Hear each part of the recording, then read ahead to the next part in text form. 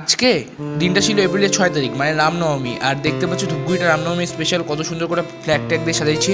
তো যেতে যেতে আমার লেট হয়ে যায়, তারপরে যাই দেখি র্যালি বেরিয়ে গেছে। আর দেখো আমাদের ডাকবাংলো মাঠে কত লোক, মানে বলতে গেলে গিজগিজা। তারপর চলে এসে ছত্রপতি শিবাজি মহারাজের মূর্তি ট্রাকে করে এবং রামের মূর্তি। তো দেখতে দেখতে আমরাও বেরিয়ে পড়ি, ঠিক আছে, র্যালিতে। আর আমার এরকম রয়েছে, আমি এখনো ব্যাচ নিয়ে নেই, একটু পরে ব্যাচ নিয়ে নেবো, ঠিক আছে, চলো।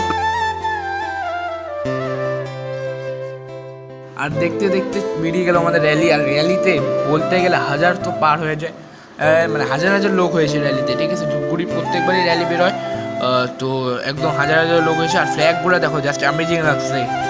তো জয় শ্রীরাম বলে আমাদের র্যালি বেরিয়ে গেল আগে। আর র্যালিতে অনেক বক্স টক সাউন্ড সিস্টেম ছিল, তোমাদের দেখালে কপিরাইট পড়ে যাবে। আর দেখো সবাই নানা রকম বহুরূপী সাজছিল।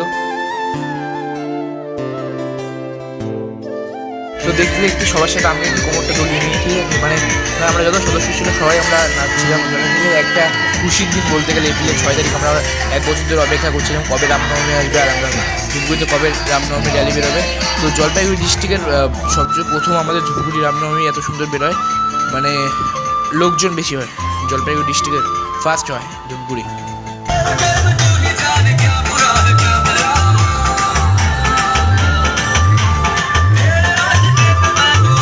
তারপর দেখতে দেখতে আমরা চলে আসি সারা ধূপগুড়ি পরিক্রমা করে আমাদের গন্তব্যস্থল, মানে সুপার মার্কেটে আমাদের এই মূর্তিটা রাখা হবে, তারপর বের করা।